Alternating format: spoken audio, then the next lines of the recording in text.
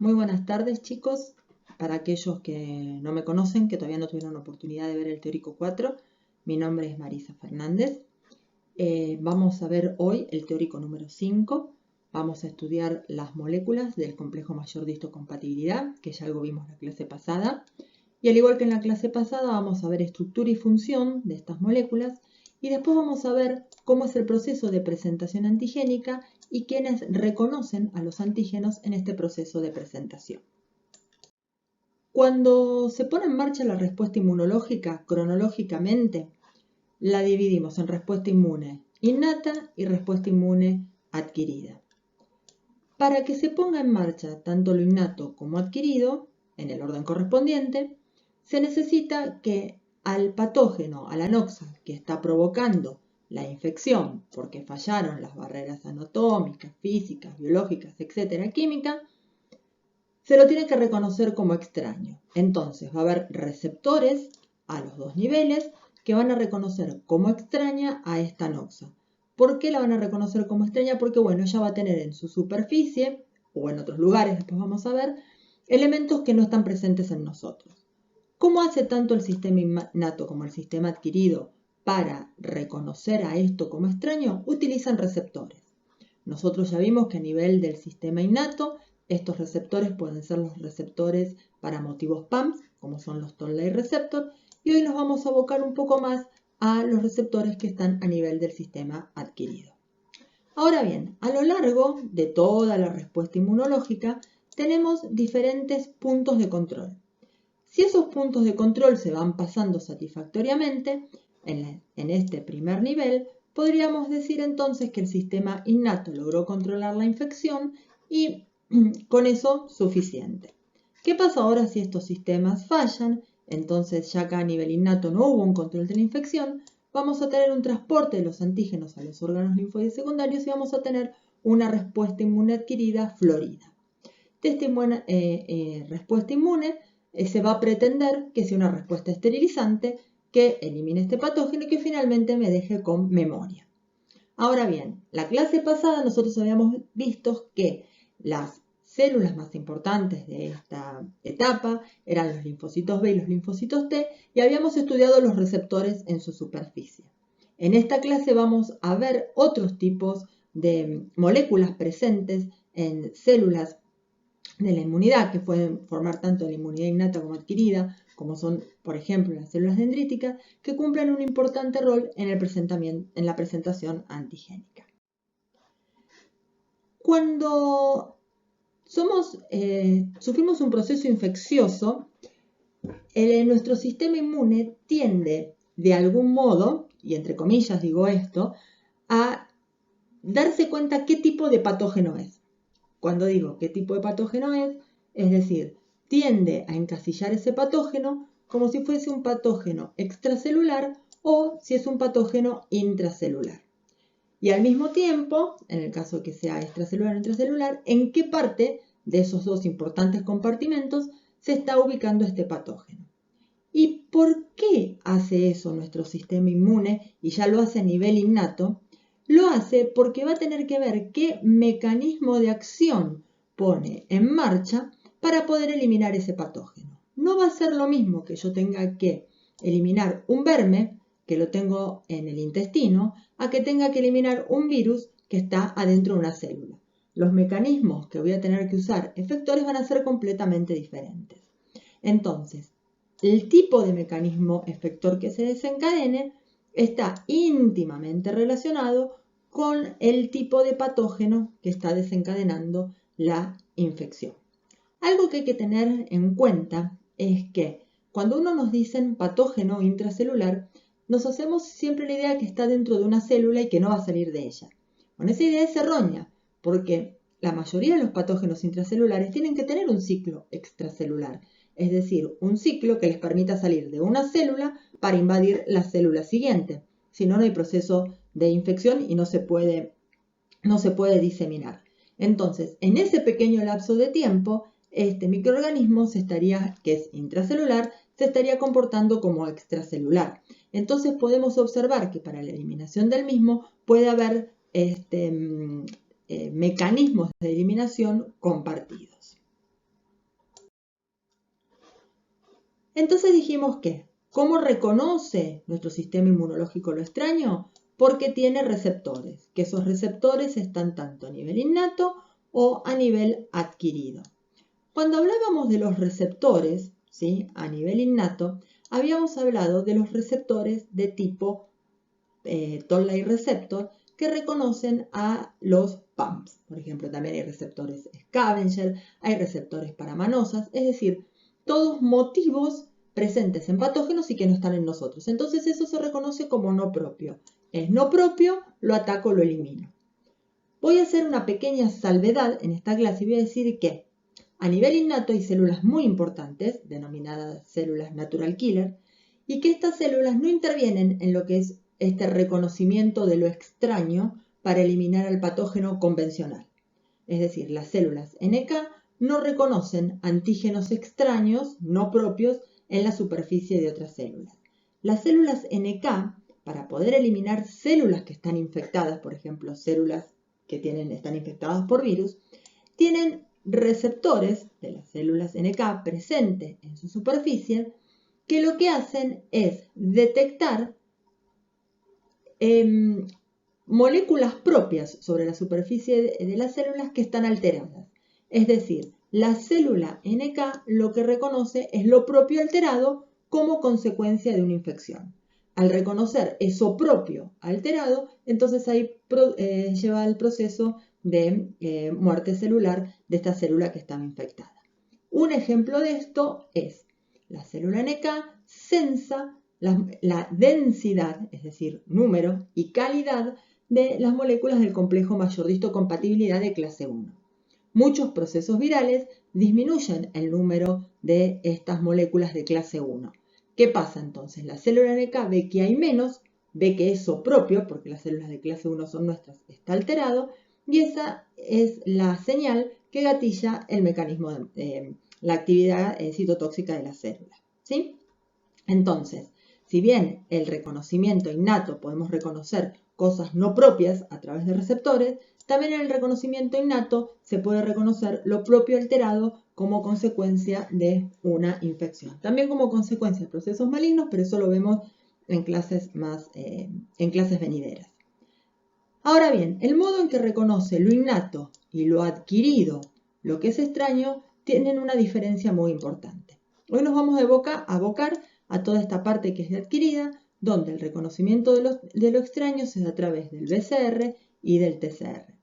El BCR no necesitaba que nadie le presentara, era este caso acá, un anticuerpo, ¿sí?, que está reconociendo el epitope de un antígeno, está todo soluble, está todo en solución, está en su forma nativa. Es una estructura tridimensional. En cambio, el receptor de los linfocitos T reconoce, como pueden ver acá, un péptido que está alojado en las moléculas del complejo mayor de histocompatibilidad de clase 2 o de clase 1. Y que reconocieran clase 2 o clase 1 iba a depender de que estos TCRs estuvieran asociados a una molécula del CD4 o a una molécula del CD8. Es decir, fueran linfocitos T, CD4 positivos o CD8 positivos. Entonces, ¿cuáles son las moléculas involucradas en este reconocimiento? En esta presentación y reconocimiento, el complejo mayor de histocompatibilidad, que en el humano se llama HLA por Human Large Antigen, y sobre quiénes están estas moléculas, quiénes son las células que finalmente van a ser las efectoras. Bueno, las células presentadoras de antígenos y las células somáticas van a ser las portadoras de los CMH. En realidad, todas las células de nuestro cuerpo, a excepción de dos que vamos a ver ahora, tienen CMH de clase 1 y algunas tienen CMH de clase 2. A las que tienen CMH de clase 2 expresado de forma constitutiva, se las denomina células presentadoras de antígenos profesionales, que nosotros, para hacerlo más fácil, las vamos a llamar células presentadoras de antígenos. ¿A quienes le presentan a través de estos CMHs? A los TCRs, que están alfa-beta, que están sobre los linfocitos vírgenes o efectores. Entonces acá tenemos nuevamente cómo es el proceso de presentación de un péptido por las moléculas del CMH. Entonces primero vamos a estudiar la estructura de estas moléculas. Empecemos por CMH de clase 1. parte típica y que es común a las dos, un importante dominio transmembrana de estructura alfa-hélice, porque es el que mejor conserva hidrofobicidad, que lo banca en membrana. CMH de clase 1 tiene una importante cola citoplasmática, este tiene pequeñas, el de clase 2, pequeñas colas citoplasmáticas. El complejo mayor de histocompatibilidad de clase 1 está formado por una única cadena de origen inmunológico, que es esta que les marco acá, que es la cadena alfa. Esta cadena se repliega sobre sí misma, adoptando una estructura cuaternaria dada por tres dominios, el dominio alfa 1, alfa 2 y el dominio alfa 3, ¿sí? Que se encuentra estabilizado por puentes disulfuro, al igual que el alfa 2. Este repliegue sobre sí misma genera una zona de bolsillo canaleta en la cual se va a alojar este péptido antigénico que le va a presentar al TCR. Esta molécula por sí sola no es estable y necesita unirse a otra molécula de origen no inmunológico que es la beta 2 microglobulina. El que esto sea una misma cadena polipeptídica replegada sobre sí misma hace que este espacio, este bolsillo, sea bastante limitado. Entonces puede alojar lo que se denominan péptidos más pequeños. Vamos a ver ahora el tamaño. En cambio, la molécula de clase 2 está formada por dos cadenas, si es un heterodímero alfa-beta, donde esta zona, que es la zona que forma el bolsillo antigénico, se pone el péptido, es una zona abierta, porque son dos cadenas enfrentadas, ¿sí? También se estabilizan por puentes disulfuro y al ser una zona abierta y no cerrada como esta otra, permite que acá se alojen péptidos de mayor tamaño. Los péptidos que se alojan acá son de 9 aminoácidos aproximadamente y los de acá de 12 a 18. ¿Cuán específicos son estas moléculas del CMH? Las moléculas del CMH son específicas. Son tan específicas como un anticuerpo no, son más promiscuas y toman a ese péptido con la misma avidez o afinidad que un anticuerpo tomaba, se unía con el antígeno, no, lo hacen con una avidez o afinidad menor, que difieren más o menos en 3 a 4 órdenes de magnitud. No obstante, es específico, más promiscuo, con menos afinidad esa unión. ¿Y por qué es más promiscuo? ¿Dónde está esa menor especificidad? ¿Dónde se refleja esa menor especificidad? Ese bolsillo antigénico que yo mencioné, en el cual se podían alojar 12 a 18 o 9 residuos, va a dar su especificidad la zona de los residuos que pueda contactar con este péptido. No contacta todo el péptido, sino que contacta residuos que se encuentran en la zona de anclaje, ¿sí? En esa zona de anclaje vemos que la variación por estos residuos es menor. Entonces, lo que se ve es que uno va a ir teniendo distintos residuos de anclaje para determinadas moléculas y eso va a hacer que el residuo se una a esos puntos de un modo específico, pero lo que queda en el medio de esos residuos puede variar. Por eso es que es más promiscuo. Entonces, es específico, pero con una especificidad menor que la de un anticuerpo. Al mismo tiempo, los TCRs que reconozcan a estos MHs también son específicos, también con una especificidad menor o con una mayor promiscuidad que los anticuerpos. Ahora bien, vamos a ver, hablamos de dos moléculas del complejo mayor de histocompatibilidad, las moléculas de clase 1 y las moléculas de clase 2.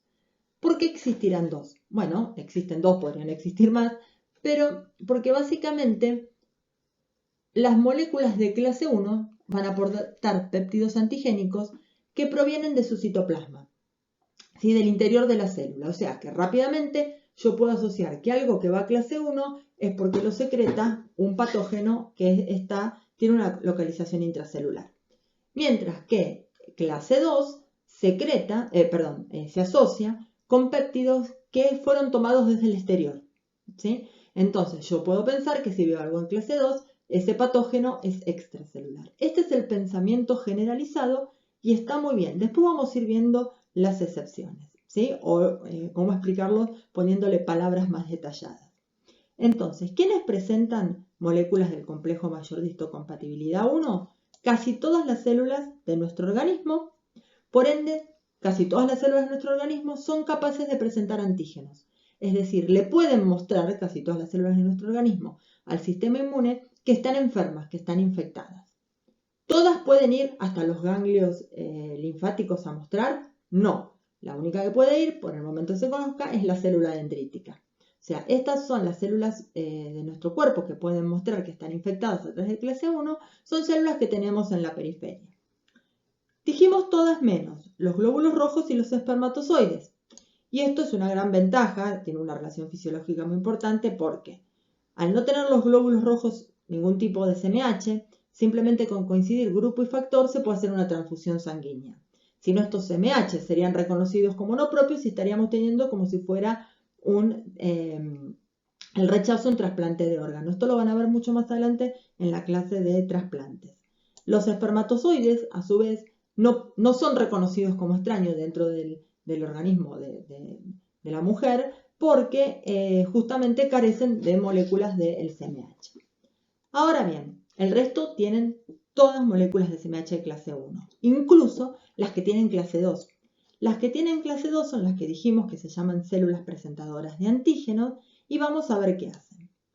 Las presentadoras de antígenos por excelencia son las células dendríticas, que por supuesto van a expresar clase 1, pero también expresan mucha clase 2. Y estas células dendríticas lo que hacen es llevar la información de qué patógeno ha entrado en nuestro cuerpo y de que se ha desencadenado una respuesta innata, llevarla hacia el órgano linfoide secundario para activar a los linfocitos T naive. ¿Sí? Es la única que puede hacerlo. Por otro lado, tienen moléculas de clase 2 los macrófagos. ¿Sí? Ahora después vamos a ver cuál es la importancia que cada uno las tenga.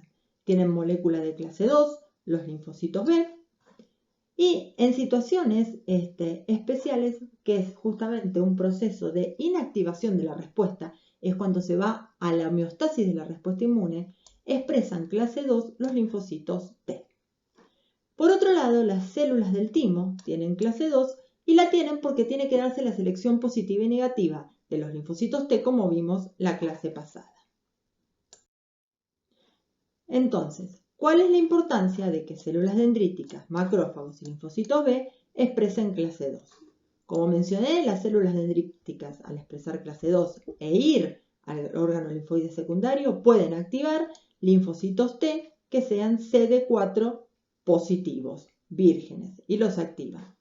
El macrófago, ¿sí? Al tener CMH de clase 2, es el macrófago, es un residente tisular, por ende, si está recirculando un linfocito T efector, que sea CD4 positivo, en ese caso estamos hablando de los linfocitos T helper 1, pueden reconocer el CMH de clase 2 en el macrófago infectado que está presentando al péptido antigénico y a través de la interacción CMH-TCR activar y favorecer el proceso de estallido respiratorio.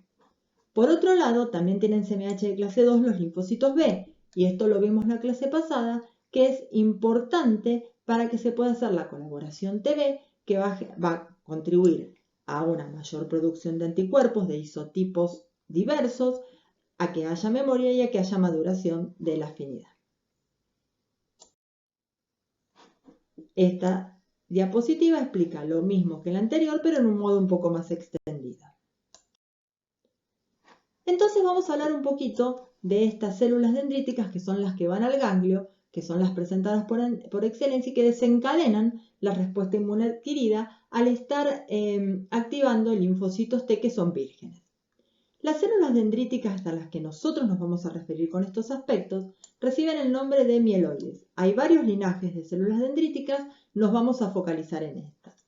Tienen dos estadios básicamente, que es el estadio maduro, que es cuando comienzan a captar antígenos, entonces comienzan a tener una alta capacidad endocítica y son sensores importantes del proceso inflamatorio.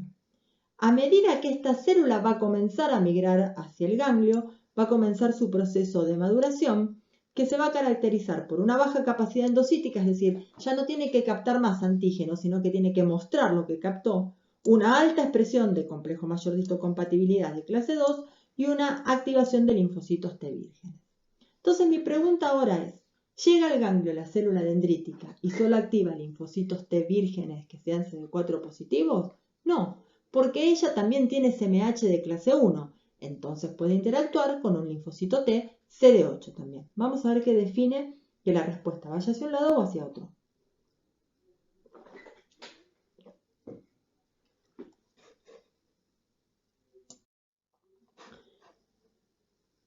Nosotros habíamos hablado de diferentes tipos de patógenos. Según donde estén esos patógenos, va a ser un tipo de presentación dada, es decir, va a ir a través de clase 1 o de clase 2. Este es el mecanismo que se llama presentación directa, es decir, si yo tengo un patógeno en el citosol, lo que voy a esperar es que presente sus péptidos en clase 1, que active linfocitos TCD8 y que esos linfocitos TCD8 activados se diferencien a citotóxicos y promuevan la muerte celular de las células que están en la periferia que han sido infectadas. Es decir, este linfocito va a salir a recircular y al encontrar una célula que está en el organismo distante, este órgano linfoide secundario, que está infectada, la va a matar. Esto es importante porque para ello es que presentan las células de nuestro organismo CMH de clase 1, para mostrar la posible infección. Ahora bien, un patógeno puede ser un patógeno intravesicular, como es el caso del Trypanosoma cruzi, el agente causal de la enfermedad de Chagas. Es decir, son capaces de vivir en vesículas adentro del macrófago. Si algo está dentro de una vesícula, va a terminar siendo expresado en clase 2. Y por otro lado tenemos los patógenos totalmente extracelulares, que acá está representado un linfocito B, pero que también podría estar representada una célula dendrítica, donde el patógeno o antígenos del patógeno van a ser captados y finalmente van a ser expresados por clase 2. Veamos cómo son entonces los dos caminos. Esta vez empiezo por clase 2 en vez de usar clase 1. La vía por clase 2 es la siguiente. Vamos a ver el método, el patógeno más convencional. Un patógeno, un antígeno extracelular. Supongamos un complejo proteico de algún patógeno. Es captado, entonces se forma una vesícula endocítica, endosoma. En ese endosoma va a haber alteraciones del pH, va a haber secreción de enzimas que van a degradar a este antígeno proteico y ahí vamos a tener que se va a fusionar formando un fago lisosoma, ¿sí? Entonces, cuando esto forma el fago lisosoma, se va a unir con las moléculas de clase 2 que vienen haciendo el camino típico que hace cualquier molécula que va a ser anclada a membrana. Es decir, está en el retículo endoplásmico, pasan al Golgi cis y trans y de ahí a través de un sistema de vesículas llegan a la membrana, donde finalmente se fusionan con la membrana y se reexpresan. Como acá se encontraron con el antígeno, si es el antígeno específico, se unen a él. ¿Cómo es el proceso más en detalle y de dónde pueden venir, qué es lo que puede llegar a una vesícula endocítica o a un fagosoma? Bien, a un fagosoma pueden llegar las cosas que venían desde afuera, ¿sí? Este es el más fácil. Se forma el fagosoma y después se fusiona y se forma el fagolisosoma. Pueden venir también los fagosomas por los procesos de degradación de estructuras propias, como es el de la mitocondria en el proceso de autofagia, y se denominan autofagosomas. Entonces, en este caso tenemos péptidos propios, porque la mitocondria es nuestra, que están siendo llevados a encontrarse con las moléculas de clase 2. Ahora bien, yo tengo estas moléculas de clase 2 que van a presentar péptidos propios. Esto no es una situación patológica en absoluto. Las moléculas de clase 2 muchísimas veces presentan péptidos propios. Generalmente nunca están descargadas de péptidos. Afortunadamente nosotros no estamos siempre infectados, entonces están presentando péptidos propios. Los que nunca deben reconocer a esos péptidos propios en el contexto de ese CMH son los linfocitos T a través de su TCR. Entonces, vamos a ver qué pasa con los organismos, con los antígenos extracelulares. El antígeno es tomado del medio, se incorpora a través de una vesícula de un endosoma endocítica al citosol. Y allí se produce su degradación, ¿sí? Por otro lado, en estas vesículas que venían viajando desde el retículo endoplásmico, están las moléculas del CMH, de clase 2, que son las cadenas alfa y beta. Están estabilizadas por una cadena que se llama Li, la cadena invariante, porque es siempre igual, de tipo Li. Esta cadena de tipo Li va a ser degradada y solamente queda una porción de ella, que es el péptido clic, que lo que hace es mantener a estas dos cadenas juntas. No pueden estar sin péptido, si no se desestabilizan. Ahora bien, en algún momento, cuando se juntan el lisosoma y el fagosoma, lo que tiene que pasar es que, como ahí va a estar el antígeno, que este péptido clip salga para que pueda entrar el antígeno. En ese caso, mientras se produce esta salida y la entrada del péptido específico, que hay una molécula denominada HLA-DM o CMH tipo DM, HLA, porque estamos Human Large Antigen en el hombre, lo que hace es una molécula del HLA, pero que no es presentadora de antígenos, se la llama no clásica. Y lo que hace es cumplir una función de chaperona, estabilizando al CMH de clase 2. Entonces lo estabiliza, sale clip entre el antígeno y finalmente es reexpresado en la superficie celular. Veamos un poquitito más acerca de este Li antes de convertirse en Cli. Li es un trímero que se asocia a 3 moléculas del complejo mayor de clase 2, ¿sí? No a una. Se forma el trímero, complejo mayor, alfa beta Li, y la fusión de la cadena invariante Li. Es prevenir que el enlace, un péptido procedente del RER, en la hendidura del CMH, entonces quede ocupado por un péptido y después no pueda mostrar los péptidos antigénicos. Y es también enviar, ¿sí? O sea, cumple una función de guía hacia una vesícula endocítica.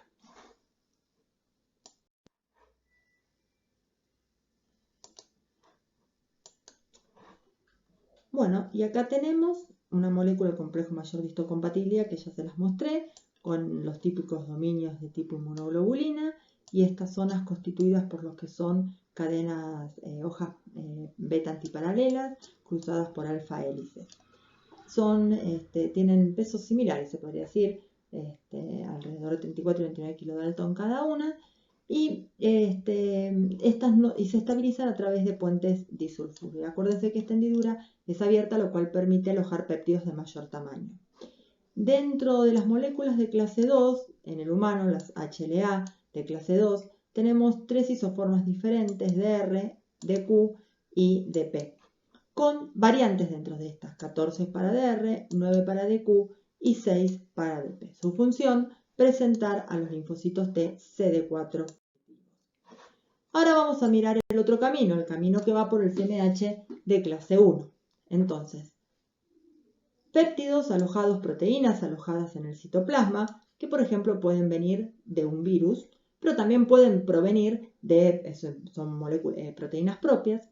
Cuando estas proteínas ya son viejas, sufren o están mal plegadas o tienen alguna deformidad, sufren un proceso de ubiquitinización que permite que sean reconocidas por una estructura llamada proteasoma que las fragmenta en péptidos. ¿De cuánto? Justamente de 9 aminoácidos. Esos péptidos entran en el retículo y en el retículo se unen a las moléculas de clase 1.